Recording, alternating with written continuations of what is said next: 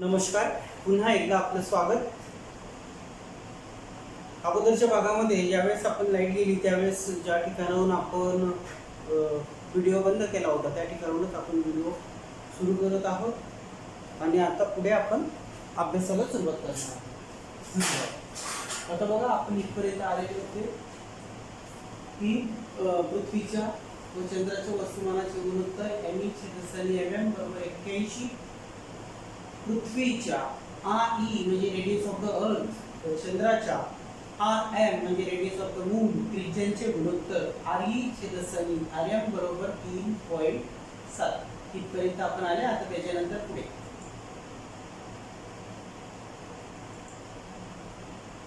आता त्यावरील जे सूत्र आपण घेतलेलं आहे त्याच्यावरचं एक उदाहरण आपण सोडून बघूया. व्यक्तीचे पृथ्वीवरील वजन 750 न्यूटन आहे. पृथ्वीचे वस्तुमान me व चंद्राचे वस्तुमान mm मान. पृथ्वीच्या व चंद्राच्या वस्तुमानाचे गुणोत्तर me/mm बरोबर 81.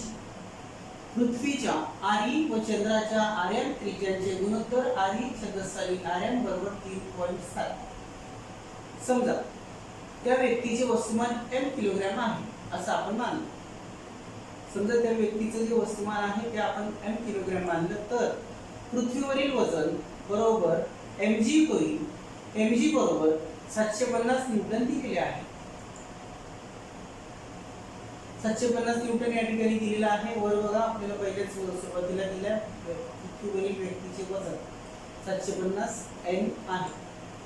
mg बरोबर सूत्र mg बरोबर m गुणिले g गुणिले me/re चा वर्ग, कारण g बरोबर gm/r वर्ग आपणास माहित आहे.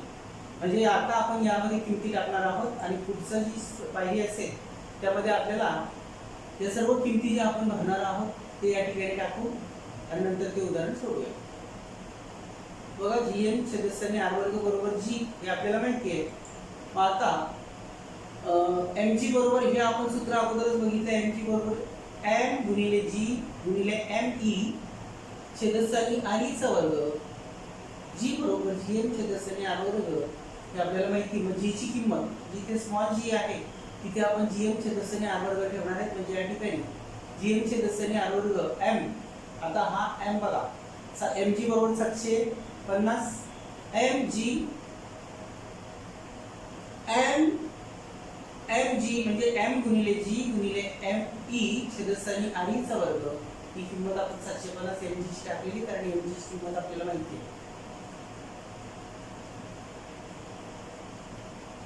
m बरोबर आता छोटा m बघा या ठिकाणी 750 हे सगळे जे m इकडे जाताना गुणिले होतो, 750 इकडे येताना आता re इकडे जाताना गुणिले होईल.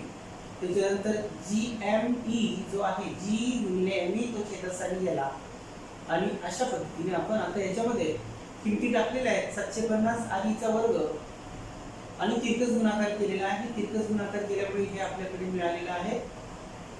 म्हणून त्या व्यक्तीचे चंद्रावरील वजन m गुणिले g m/rm चा वर्ग हे आपल्याला त्या सूत्रानुसार आपण किंमत टाकणार आहे.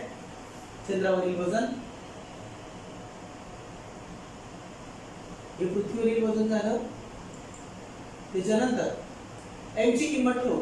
m ची किंमत आपल्याकडे आलेली आहे. व्यक्तीचे चंद्रावरील वजन 750 re चा वर्ग छेदस्थानी g गुणिले me गुणिले gmm छेदस्थानी rm चा वर्ग. ही किंमत आता याच्यामध्ये किंमत ठेवूया आपण. m ची किंमत छोटा m जो आहे तो ठेवलेला आहे या ठिकाणी बघा 750.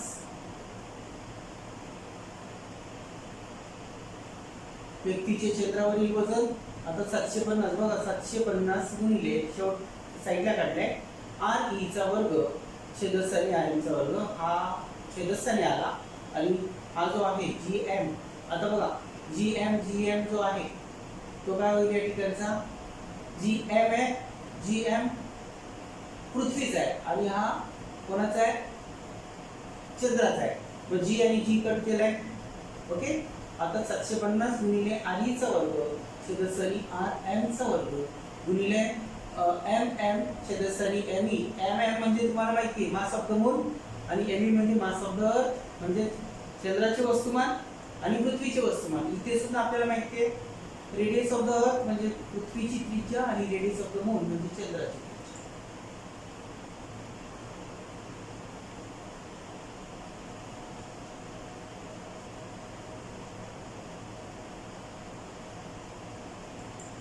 सातशे 750 गुणिले 3.7 कंसाचा वर्ग याची किंमत आपल्याकडे आहे बघा. याची किंमत अगोदर पुढच्या पेज पाठीमागच्या पेजवर आपल्याकडे आहे.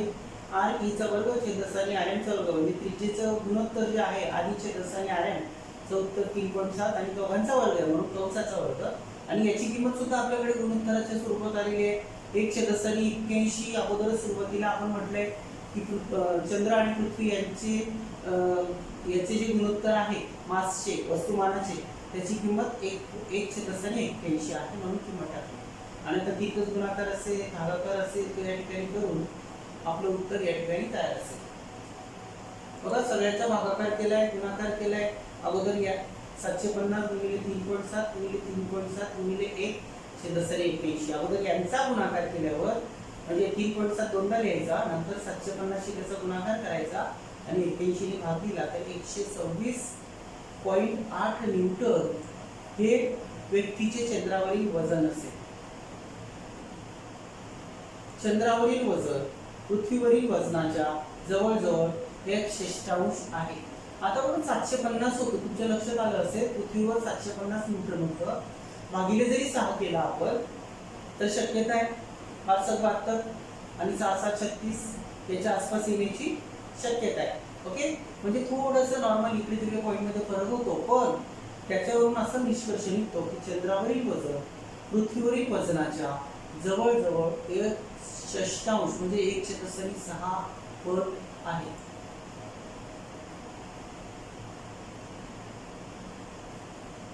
चंद्रावरील त्वरण हे पृथ्वीवरील त्वरणाच्या 1/6 असते.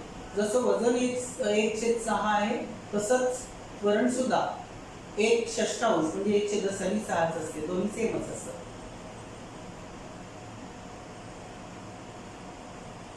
मुक्त पतन. आता मुक्त पतन बघूया.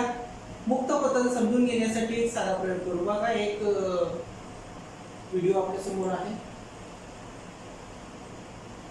या व्हिडिओमध्ये तुम्ही जर लक्षात घेतलं तर एक लहान दगड हातात धरलेला आहे. लहान दगड हातात धरा. आपण हातात धरलेल्या दगडावर पृथ्वीचे गुरुत्वीय बल प्रयुक्त होत आहेच. आपण जो दगड हातात धरलाय त्याच्यावर सुद्धा गुरुत्व बल प्रयुक्त होते आहे.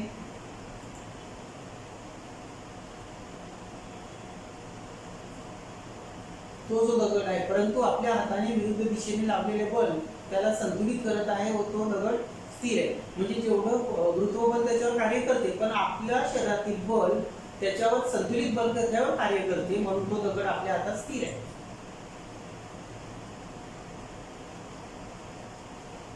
तो दगड आपण सोडून दिल्यावर बघा आपण तो दगड हातातून सोडून दिला तर आपल्याला असं लक्षात येईल की दगडावर केवळ गुरुत्वीय बल प्रयुक्त होते व त्याच्या प्रभावाने तो खाली पडतो. लक्षात घ्यायचं आहे आपण हातातून दगड सोडून दिल्यावर दगडावर केवळ गुरुत्वीय बल प्रयुक्त होते आणि त्याच्या प्रभावाने तो खाली पडताना आपल्याला दिसतो. बघा तो दगड आपल्याला दिसतोय. आपण हातातून सोडून दिल्यानंतर तो दगड खाली पडताना आपल्याला दिसतो या ठिकाणी. म्हणजेच याच्यावर पृथ्वीचं गुरुत्वीय बल या ठिकाणी कार्य करते. उंचावरून दगड खाली सोडलेला आहे. लक्षात घ्या. जेव्हा एखादी वस्तू केवळ गुरुत्वीय बलाच्या प्रभावाने गतिमान असेल तर त्या गतीला मुक्त पतन असे म्हणतात. म्हणजे दगडाचे मुक्त पतन होते. बघा नीट लक्षात घ्या. फक्त गुरुत्वीय बल त्याच्यावर कार्य करते तर त्याला मुक्त पतन असं म्हटलंय. जेव्हा एखादी वस्तू केवळ गुरुत्वीय बलाच्या प्रभावाने गतिमान असेल तर त्या गतीला मुक्त पतन म्हणतात. म्हणजे दगडाचे मुक्त पतन होते. मुक्त पतनाची व्याख्या आहे सर्वांनी लिहून घ्यायची आहे. स्क्रीनशॉट काढून ठेवला नंतर लिहिली तरी सुद्धा चालू शकते पण व्याख्या बघा परीक्षेमध्ये ही सुद्धा व्याख्या विचारली जाऊ शकते. बघा व्हिडिओमध्ये दिसते तुम्हाला दगड खाली येतोय आणि तो जमिनीवर पडतो. जमिनीवर पडल्यानंतर आपल्याला या ठिकाणी सहज लक्षात येते त्याच्यावर पृथ्वीचे गुरुत्वीय बल कार्य करते आहे. मुक्त पतनात आरंभीचा वेग 0 असतो व कालानंतर गुरुत्वीय त्वरणामुळे तो वाढत जातो. बघा नीट लक्षात घ्या. म्हणजे वरून ज्यावेळेस आपण खाली वस्तू सोडतो त्यावेळेस त्याचा आरंभीचा वेग जो असतो तो 0 होता, परंतु कालानुसार गुरुत्वीय त्वरणामुळे तो वाढत जातो. म्हणजे खाली येताना त्या दगडाचा वेग वाढत जातो आहे, हे लक्षात घ्या. हा सुद्धा मुद्दा परीक्षेमध्ये विचारला जातो. पृथ्वीवर मुक्त पतनाच्या वेळी हवेशी होणाऱ्या घर्षणामुळे वस्तूच्या गतीला विरोध होतो व वस्तूवर प्लावक बलही कार्य करते. एखादी वस्तू ज्यावेळेस आपण वरून खाली सोडतो त्यावेळेस ती खाली येते, त्यावेळी हवा त्या वस्तूला विरोध करते खाली येण्यासाठी, आणि खाली येण्यासाठी विरोध करत असताना त्या हवेशी आणि त्या पदार्थाशी, त्या वस्तूशी घर्षण होते, आणि घर्षण झाल्यामुळे वस्तूवर प्लावक बल सुद्धा कार्य करते. म्हणजे एखादा कागद जर आपण वरून खाली सोडला तर तो सरळच्या सरळ खाली नाही, नाचत नाचत नाचत खाली येतो. दगड मात्र खाली येतो, कारण दगडावर हवा जरी त्याच्यावर विरोध करत असले तरी दगडाचं वजन जास्त आहे, वस्तुमान जास्त आहे, आणि त्याच्यामुळे तो खाली येताना वस्तुमान तेवढं विचारात घेतलं जाणार नाही, पण वजन जे आहे ते जास्त असल्यामुळे हवा जास्त विरोध त्याला करू शकत नाही, आणि म्हणून तो ताबडतोब खाली येताना दिसतो. पण कागदाचं स्पष्ट उदाहरण आपल्याला या ठिकाणी घेता येईल. प्लावक बल म्हणजे काय? वस्तूला हवेमध्ये तरंग ठेवण्यासाठी, पाण्यामध्ये तरंग ठेवण्यासाठी जे बल त्या पाण्याकडून किंवा हवेकडून लावलं जातं त्याला प्लावक बल असं म्हणतात.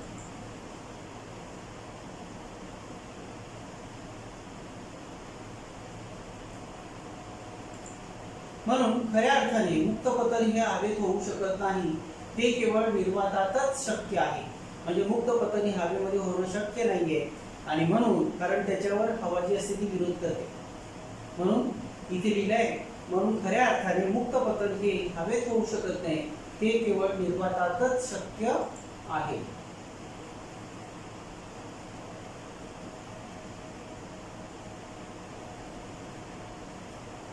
मुक्त पतनात वस्तूच्या जमिनीवर पडतानाचा वेग व त्यास लागणारा कालावधी न्यूटनची समीकरणे वापरून काढू शकतो. न्यूटनची समीकरणे वापरून आपण मुक्त पतनाचा वेग जो आहे तो काढू शकतो. ही समीकरणे पुढील प्रमाणे. पहिलं समीकरण बघा, v बरोबर gt. v हा अंतिम वेग आहे, g हे मुक्त पतनासाठी त्वरण आहे, आणि t हा कालावधी आहे. v म्हणजे काय? अंतिम वेग. g म्हणजे काय? मुक्त पतनासाठी त्वरण, आणि t म्हणजे लागणारा कालावधी. या सूत्रानुसार आपण मुक्त पतनाचा वेग काढू शकतो. दुसरं समीकरण बघा, s बरोबर 1/2 gt गुणिले gt चा वर्ग. s हे विस्थापन आहे, आणि gt तर आपल्याला वरच दिलेलं आहे, वरच्या लाईन मध्ये दिलेलं आहे. gt म्हणजे नेमकं काय असतं ते? s म्हणजे विस्थापन, आणि विस्थापन काढताना 1/2 gt चा वर्ग हे विस्थापन s साठी वापरलेलं आहे आपण सूत्र.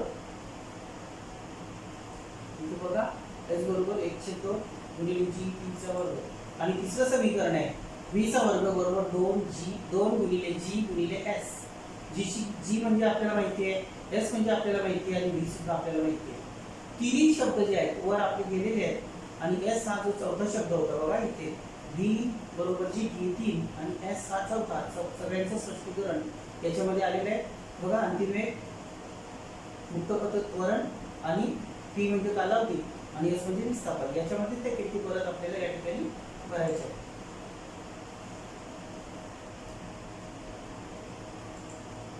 मुक्त पतनात आरंभीचा वेग 0 असतो. बघा, आपण दगड खाली सोडला होता त्यावेळेस मुक्त पतनात आरंभीचा वेग 0 होता, आणि नंतर मग ज्यावेळेस हवेशी घर्षण होते त्यावेळेस तो हळूहळू वाढत जाताना दिसतोय.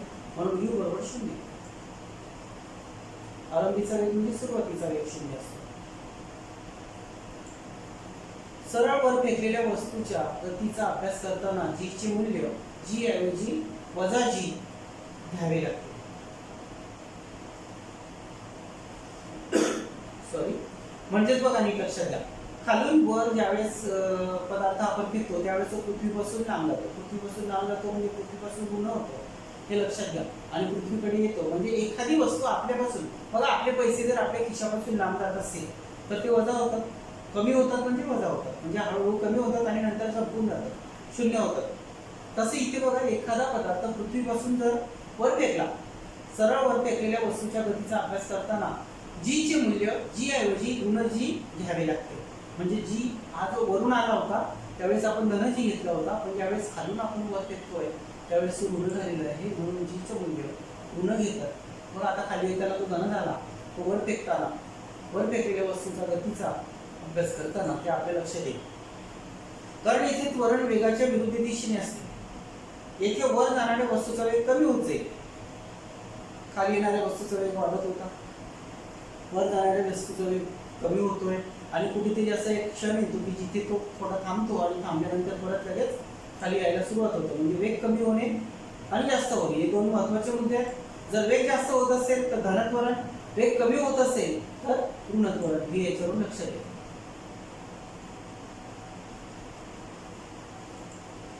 चंद्र व कृत्रिम उपग्रह देखील केवळ पृथ्वीच्या गुरुत्वीय बलाच्या प्रभावाखाली गतिशील असतात, त्यामुळे तेही मुक्त पतनाचे उदाहरण आहे. बघा ही पृथ्वी आहे आणि हा सूर्य आहे. ही पृथ्वी आणि पृथ्वीच्या अवतीभोवती असलेला चंद्र आणि इतर ग्रह जे आहेत, छोटे छोटे आपले जे उपग्रह असतात, आपण जे सोडतो सॅटेलाइट, ते सुद्धा पृथ्वीच्या अवतीभोवती परिभ्रमण करताना दिसतात. याचा अर्थ काय? पृथ्वीच्या गुरुत्वीय बलाचा प्रभाव त्यांच्यावर असतो आणि म्हणून हे सगळं घडत असतं. मुक्त पतनाचं एक अत्यंत महत्त्वाचं उदाहरण म्हणजे चंद्र आणि कृत्रिम उपग्रह.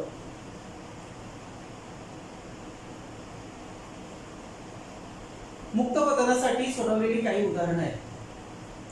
आता ही उदाहरणं आपल्या पुस्तकामध्ये ऑलरेडी सोडून दिलेली आहे, ती तुम्ही बघू शकता आणि कन्फर्म करू शकता. ते आपल्याला आता काही घ्यायची नाहीये.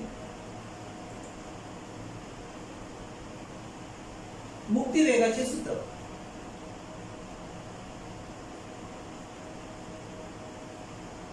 थोडंसं आपलं त्याच्यातून बघूया आपण, नंतर आपण पुढे जाऊ.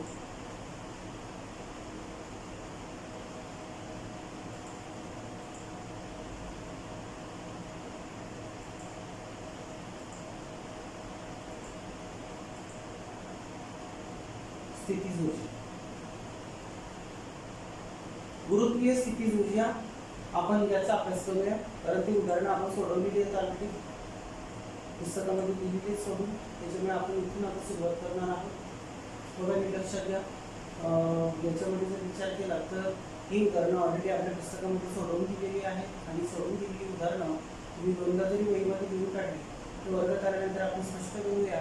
पण आता आपण पुढचा जो भाग आहे तो घेणार आहोत आणि म्हणून मी पुढे क्लिक केलं होतं, फॉरवर्ड केलं होतं, परत बॅकवर्ड झालो.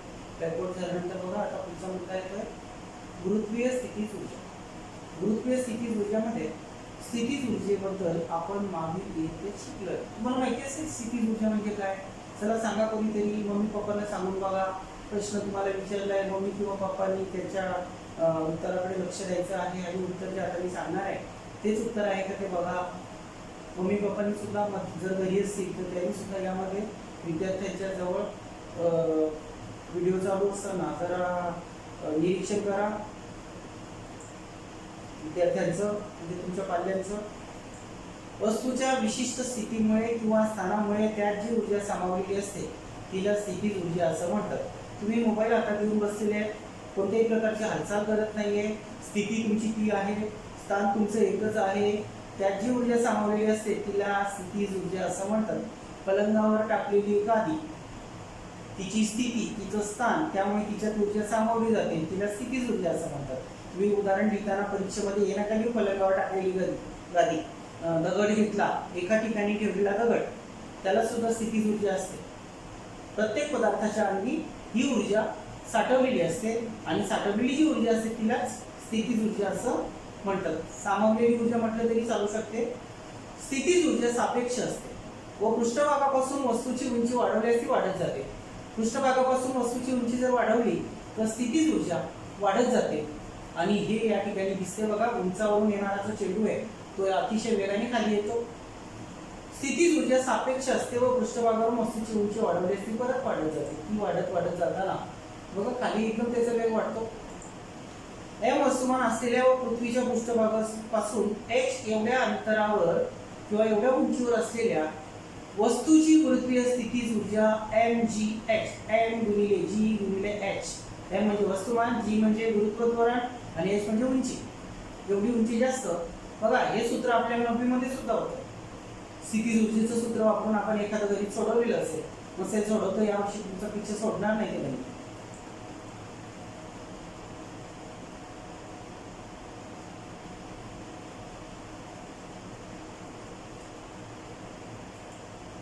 पृथ्वीच्या पृष्ठभागावर स्थितीज ऊर्जा mgh ही शून्य असते.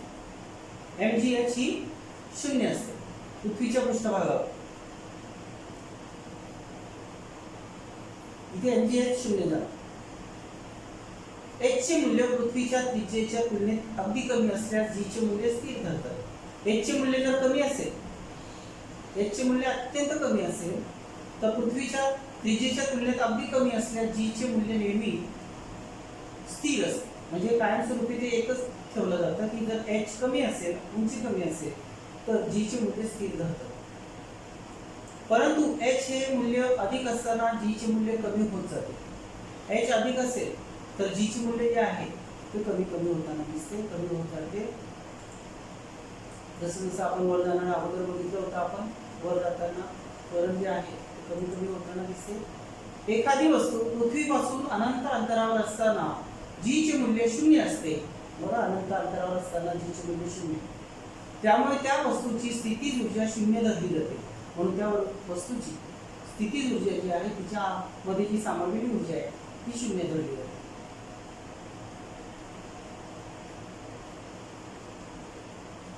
g बरोबर शून्य, g बरोबर शून्य, म्हणून mgh बरोबर शून्य.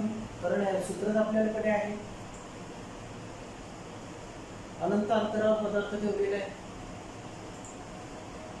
वस्तूच्या पृथ्वीच्या पृष्ठभागापासून h उंचीवर असताना तिची गुरुत्वीय स्थितीज ऊर्जा वजा g m छेदस्थानी कंसात r अधिक h एवढी घेतली जाते. हे सूत्र वापरून बघा, अनंत अंतरावर जर असेल, h उंचीवर असेल तर बघा काय सांगितलं या ठिकाणी, वजा g घेतलेला आहे आणि त्याच्यात किमती टाकलेल्या आहेत. किमती म्हणजे त्यांची जी सांकेतिक इंग्रजी शब्द आहेत ते या ठिकाणी घेतलेले आहेत आणि एवढे घेतलेलं आहे स्थितीज ऊर्जा काढण्यासाठी. येथे m व r हे अनुक्रमे पृथ्वीचे वस्तुमान व त्रिज्या आहेत. m आणि r काय, पृथ्वीचे वस्तुमान आणि त्रिज्या, ही त्रिज्या असते. हे दोन्ही ठेवलेले आहेत आणि g मात्र जो आहे तो ऋण घेतलेला आहे. h म्हणजे हा आहे, h म्हणजे हा आहे, आहे ना. मुक्तिवेग इंग्रजीमध्ये म्हणतात त्याला एस्केप व्हेलॉसिटी. चेंडू वर फेकल्यावर त्याचा वेग कमी होत जातो. एका विशिष्ट उंचीवर जाऊन त्याचा वेग शून्य होतो, तर तो खाली पडू लागतो. बघा, हा चेंडू जमिनीवरून वर फेकलाय तर तो काय होईल, त्याचा वेग कमी होईल आणि कुठेतरी शून्य होईल आणि नंतर तो परत खाली येईल. चेंडूची कमाल उंची त्याच्या आरंभी वेगावर अवलंबून असते. आता त्याचा आरंभीचा वेग किती, आता तुम्ही ग्राउंडवर गेल्यानंतर काही विद्यार्थी हवेमध्ये चेंडू उडवतो आपण, काही विद्यार्थ्यांचा चेंडू अतिशय उंच जातो.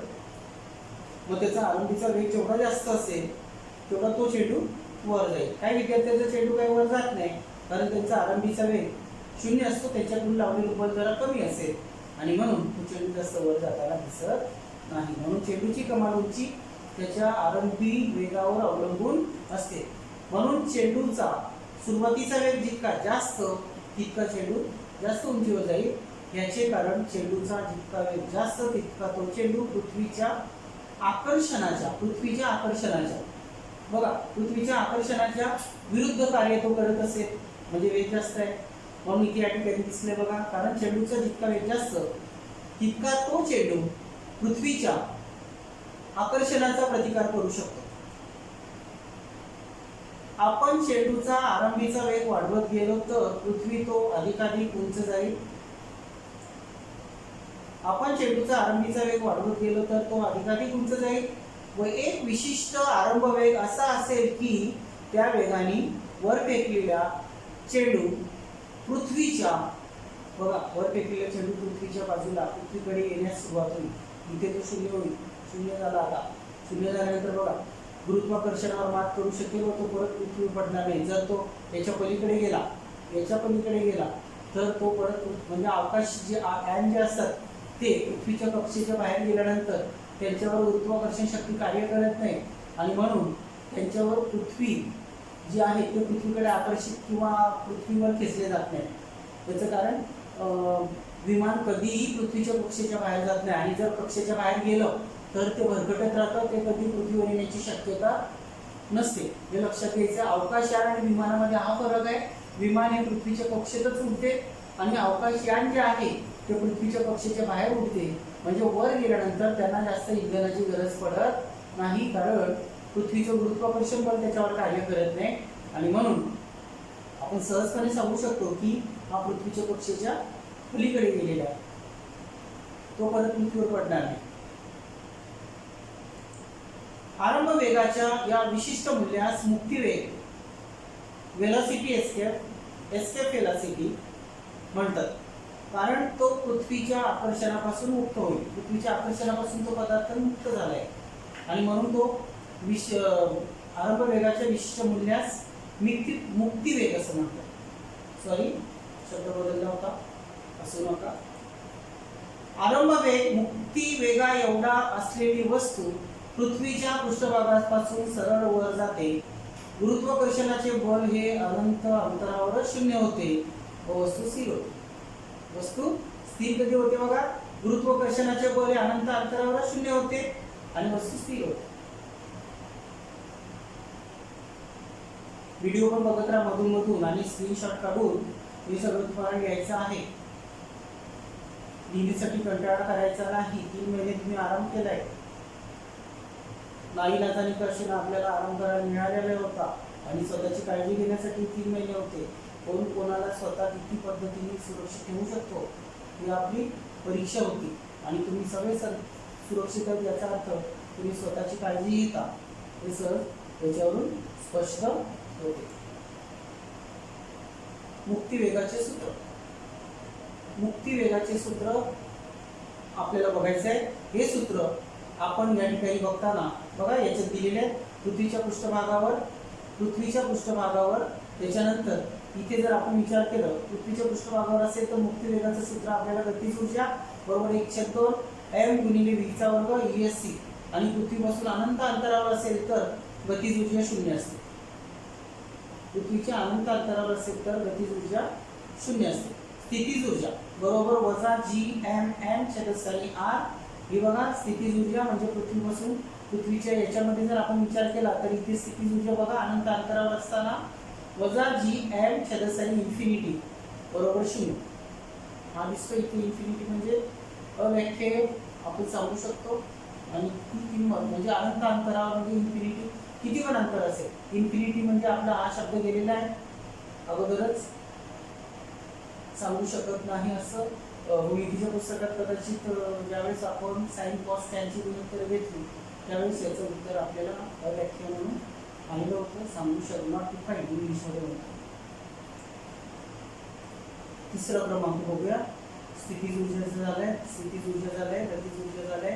आता या ठिकाणी जर आपण विचार केला तर एकूण E1 बरोबर गतीज ऊर्जा अधिक स्थितीज ऊर्जा. E1 म्हणजे पृथ्वीवरील जी ऊर्जा आहे ती E1 बरोबर 1/2 mv चा वर्ग एस्केप वेलोसिटी वजा Gm छेदस्थानी r. हे स्थितीज ऊर्जा आणि गतीज ऊर्जा दोघांची जी बेरीज आहे ती या ठिकाणी बघा बेरीज आहे पण याच्यामध्ये याचं जे उत्तर आहे स्थितीज ऊर्जेचं ते वजा आहे आणि म्हणून या ठिकाणी वजाचं चिन्ह दिसलंय. बऱ्याच वेळेस काय होते विद्यार्थ्यांना असं वाटतं गतीज ऊर्जा जर 1/2 mv वर्ग आहे आपल्याला माहितीच होतं प्लसचं साईन का नाही दिलंय तर इथे डायरेक्ट सोडून दाखवलेलं आहे आणि म्हणून वजा Gm बघा हे दिसतंय तर ती किंमत त्या ठिकाणी टाकलेली.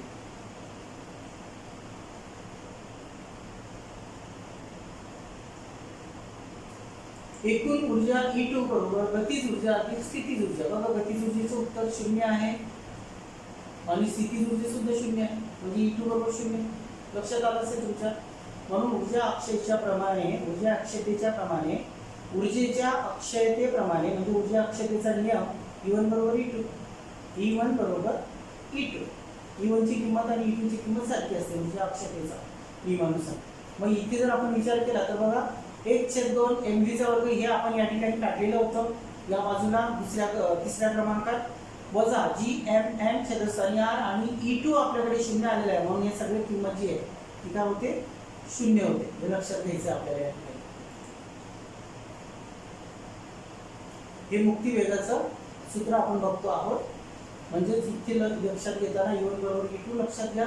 1/2 mv चा वर्ग त्याच्यानंतर आपल्याकडे सूत्र मिळालं हे वजा होतं तर इकडे जाताना अधिक झालंय 1/2 mv चा वर्ग ESC बरोबर जी एम एम छेदस्थानी r म्हणून v वर्ग बरोबर 2gm छेदस्थानी r हे सूत्र आपल्याला या ठिकाणी मिळालेलं आहे. बघा नीट हे सूत्र बघा, m चा लोप झाला, m इथे पण आहे इथे पण आहे आणि नंतर मग आपल्या लक्षात आलं आपण वर्गमूळ घेतलं, दोघांचा वर्गमूळ घेतलं तर हा जो v आहे हा v बघा नीट लक्षात घ्या. वर्गमूळ घेतल्यानंतर वर्गमूळ जी एम छेदस्थानी r ची किंमत r आहे. जी एम या ठिकाणी बघा जी एम दिसतो आपल्याला जी एम आणि r, मग v बरोबर 2gr m चा लोप केल्यानंतर हे उत्तर या ठिकाणी शिल्लक राहतं आणि शेवटचं सूत्र आपल्याकडे लक्षात येतं.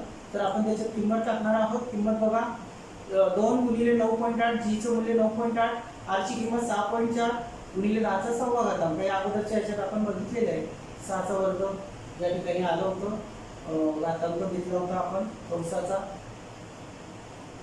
2 गुणिले 9.8 म्हणजे याचं उत्तर सर्वांचा गुणाकार केला. गुणाकार केल्यानंतर बघा इथे 0.2 आहे, 0.2 आहे म्हणजे आपल्याला सहजपणे लक्षात येईल याच्या पलीकडे परत 0 0 0 5 वेळेस 0 आला असेल आणि ती 0 कट होऊन या ठिकाणचा जो 6वा घातांक आहे तो 6व्या घातांकामधून 0 0 कट केले तर उत्तर फक्त 11.2 किलोमीटर प्रति सेकंद एवढं वेग त्या ठिकाणी आपल्याला दिसून येतो. v म्हणजे मुक्ती वेगाचं सूत्र आपण बघत असताना त्याच्या पुढची जी पायरी आहे ते बघा, चंद्रावर किंवा दुसऱ्या ग्रहावर पाठवल्या जाणाऱ्या अवकाशयानाचा आरंभी वेग हा मुक्ती वेगापेक्षा अधिक असणे आवश्यक असते, जेणेकरून ती याने पृथ्वीचे गुरुत्वाकर्षण पार करून जाऊ शकते. म्हणजे बघा मी अगोदर सांगितलं तुम्हाला अवकाशयान पृथ्वीच्या कक्षेच्या पलीकडे सोडणं अत्यंत आवश्यक असते. मुक्ती वेगावरील उदाहरण हे आपण आता जरा स्प्लिट करूया.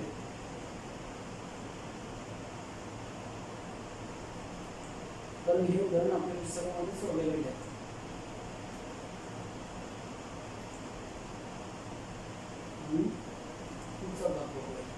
सारांश या प्रकरणामध्ये आपण काय काय शिकले अत्यंत महत्त्वाचं बघा, 12 मुद्दे या ठिकाणी तुमच्या समोर येणार आहेत आणि हे सगळेचे सगळे 12 मुद्दे तुम्हाला स्क्रीनशॉट काढून किंवा वहीमध्ये तुम्हाला लिहायचे, कारण हे महत्त्वाचं आहे की आपण या प्रकरणात काय शिकलोय. बघा पहिला क्रमांक, गुरुत्वाकर्षण हे एक वैश्विक बल असून ते पृथ्वीवरील तसेच खगोलीय वस्तूंमध्ये प्रयुक्त होते. हा पहिला मुद्दा आहे. दुसरा मुद्दा तुमच्या समोर आता लवकरच येणार आहे. वर्तुळाकार कक्षेत फिरणाऱ्या वस्तूवर वर्तुळ केंद्राच्या दिशेने बल प्रयुक्त होते त्यास अभिकेंद्रकी बल म्हणतात. मग हे सगळं जे जे आपण शिकलो या प्रकरणात ते सगळं आता 12 मुद्द्यांपर्यंत आपल्या समोर लक्षात येईल.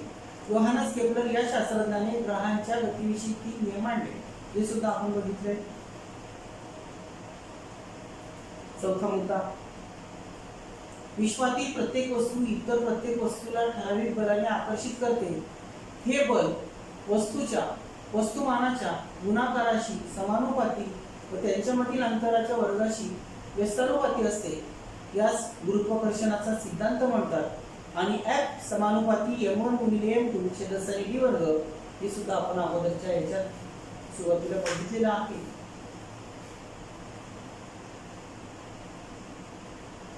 पाचवा क्रमांक तुमच्या समोर आता लवकरच या ठिकाणी तुम्ही सर्वांनी स्क्रीनशॉट काढायचे. 12 मुद्दे महत्त्वाचे काय शिकले आपण सारांशमध्ये ते सहज तुमच्या लक्षात येईल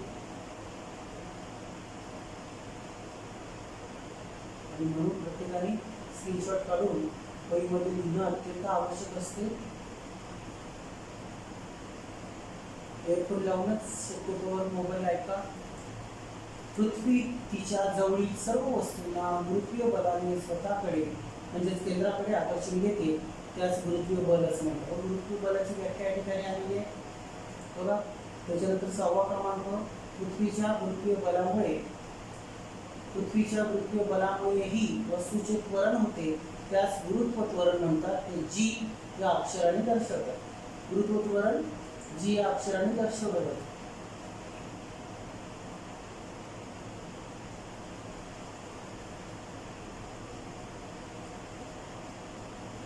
7वा मुद्दा, गुरुत्व त्वरणाचे म्हणजेच जी चे मूल्य पृथ्वीच्या पृष्ठभागावर सर्व ठिकाणी समान नसते.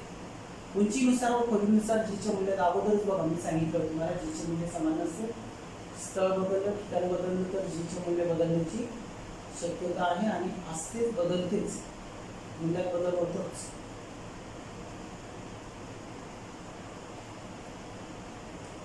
तुम्ही सुद्धा शाळेतून घरी येताना किंवा घरून शाळेत जाताना शाळेमध्ये तुमचे मूल्य बदलतं आणि तुम्ही सर्व व्यवस्थित वागायला सुरुवात करता. वस्तुमान म्हणजे 8वा क्रमांक बघा. वस्तुमान म्हणजे वस्तूमध्ये द्रव्य संचयाचे मापन होय. ही अत्यंत महत्त्वाची व्याख्या बघा. द्रव्य संचयाचे मापन करणं म्हणजे वस्तुमान असते. त्याचे मूल्य सगळीकडे सारखेच असते. कुठेही गेले तरी वस्तुमान बदलत नाही. तुम्ही घरून शाळेत गेले तर तुमचा आकार वगैरे काही बदलत नाही, किंवा तुम्ही बारीक होत नाही, जाड होत नाही, पातळ होत नाही, उंची वाढत नाही, उंची कमी होत नाही, तर तेवढाच आकार किंवा तेवढाच द्रव्य तुमच्यामध्ये आहे. तर वजन म्हणजेच एखाद्या वस्तूवर असलेले पृथ्वीचे गुरुत्वीय बल हे पृथ्वीवरील स्थानाप्रमाणे बदलत राहते. वजन मात्र पृथ्वीवरील स्थानाप्रमाणे बदलत राहते. तुम्ही जर उंच जाऊन जमिनीवर केलेले वजन आणि 15व्या मजल्यावर केलेलं वजन याच्यामध्ये थोडा फरक दिसण्याची शक्यता आहे. करून बघा, वजन करा आणि 15व्या मजल्यावर जाऊन वजन करा, तर त्याच्यामध्ये थोडंसं वजन कमी झालेलं असेल. मग कबड्डीमध्ये खेळताना असं 15व्या मजल्यावर वजन चालत नाही ना, तुम्ही जातील ग्राउंडवर करतील आणि सांगतील 15व्या मजल्यावर करा, तसं काही करता येत नाही. 9वा क्रमांक बघा. जेव्हा एखादी वस्तू केवळ गुरुत्वीय बलाच्या प्रभावाने गतिमान असेल तर त्या गतीला मुक्त पतन असं म्हणतात. मुक्त पतनाची व्याख्या सुद्धा आहे, ती सुद्धा तुम्ही घेऊ शकता, स्क्रीनशॉट काढू शकता.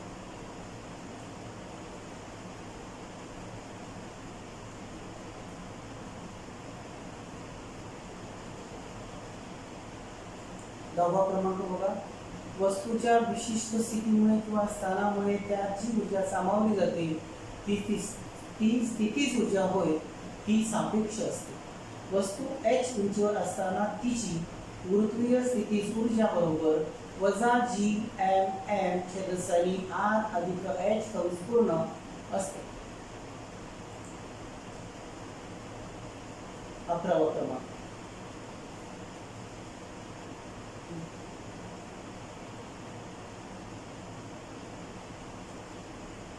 सूत्र मी लक्षात घ्या.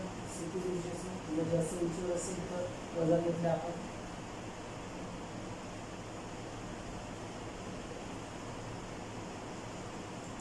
एखादा चेंडू वर फेकताना एका विशिष्ट आरंभ वेगाला तो चेंडू पृथ्वीच्या गुरुत्वीय आकर्षणावर मात करू शकेल व परत पृथ्वीवर पडणार नाही. त्या आरंभ वेगाच्या विशिष्ट मूल्यास मुक्तिवेग असं म्हणतात. बघा मी अगोदर सांगितलं, चेंडू जर आपण असा वर फेकला, बघा आता चेंडू दिसतो तुम्हाला, इथपर्यंत चेंडू आहे, वर गेला की दिसणार नाही, तो का नाही दिसणार, तर तो पृथ्वीच्या कक्षेच्या बाहेर गेलाय म्हणून दिसणार नाही, मग तो खाली पण नाही येणार. ओके, हा चेंडू नाही ना, हा पॉइंटर आहे.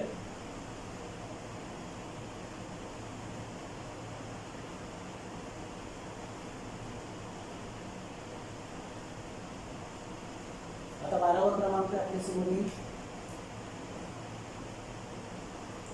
आरंभ वेग मुक्ती वेगा एवढा असेल तरच ती वस्तू अनंत अंतरावर जाऊन स्थिर होईल. आरंभ वेग मुक्ती वेगा एवढा असेल तरच ती वस्तू अनंत अंतरावर जाऊन स्थिर होईल. म्हणजे आरंभ वेग सुद्धा तेवढाच पाहिजे आणि मुक्ती वेग सुद्धा सारखाच असेल तर ती वस्तू अनंत अंतरावर जाऊन स्थिर होईल. अशा पद्धतीने या प्रकरणात आपण जे बघितलं ते सारांशामध्ये आलेलं आहे. आणि आता मी 10 ते 10 प्रश्न तुमच्या समोर ठेवणार आहे. ते 10 प्रश्न तुम्ही लिहून यायचे आहेत आणि त्यांची. नमस्कार. विज्ञान 1चं जे पहिलं प्रकरण आहे त्या प्रकरणाचे मी 10 प्रश्न तुम्हाला सांगितलेले आहेत. ते 10 प्रश्न मी आता तुमच्या समोर या ठिकाणी देतोय आणि त्या 10 प्रश्नांची उत्तरं तुम्ही सारांशमध्ये किंवा प्रकरण जे शिकवलं आपण त्याच्यामध्ये शोधू शकता. चला तर मग सुरू करूया. 10 प्रश्न गृहपाठासाठी 10 प्रश्न. प्रश्न क्रमांक 1 आपल्या समोर स्क्रीनवर दिसतोय. व्याख्या लिहा. अभिकेंद्रकी बल. प्रश्न लिहून घ्यायचा किंवा स्क्रीनशॉट काढून घ्यायचा आहे. प्रश्न क्रमांक 1 बघा. व्याख्या लिहा. अभिकेंद्रकी बल. प्रश्न क्रमांक 2 गुरुत्वीय बल. गुरुत्वीय बल ही संज्ञा स्पष्ट करा. गुरुत्वीय बल ही संज्ञा स्पष्ट करा. आणि ती संज्ञा आपल्याला स्पष्ट करायची आहे. प्रश्न क्रमांक 3 बघूया. मुक्त बदल म्हणजे काय? या सर्व प्रश्नांची उत्तर तुम्हाला सारांश मध्ये मिळू शकतात किंवा तुमच्या जर लक्षात आले असतील तर तुम्ही ती लगेच लिहायची आहे. चौथा क्रमांक बघा प्रश्नाचा. न्यूटनचा वैश्विक गुरुत्वाकर्षणाचा सिद्धांत लिहा. न्यूटनचा वैश्विक गुरुत्वाकर्षणाचा सिद्धांत लिहा. प्रश्न क्रमांक 4. प्रश्न 5 तुमच्या समोर येणार आहे, तोपर्यंत तुम्ही स्क्रीनशॉट काढून घ्या किंवा लिहून घ्या.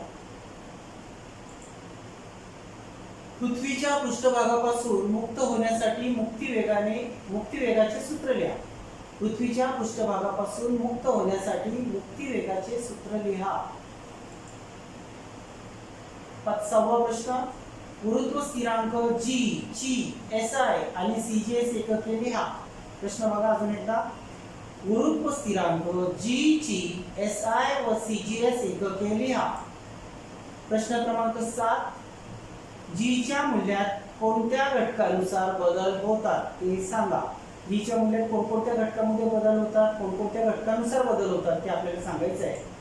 प्रश्न क्रमांक 8. पृथ्वीच्या पृष्ठभागावरील सर्व ठिकाणी G चे मूल्य समान का नसते? पृथ्वीच्या भागावरील सर्व ठिकाणी G चे मूल्य समान का नसते? वजन व वस्तुमान यातील फरक काय आहे? फरकाचे 4 मुद्दे तुम्हाला लिहायचे आहेत आणि 4 मुद्दे परीक्षेमध्ये 4 मुद्दे लिहिले तर 2 मार्क्स मिळतील. कारण प्रत्येक मुद्द्याला आणि मुद्दे लिहिताना फरक लिहिताना 2 भाग करून लिहिणं अत्यंत आवश्यक आहे.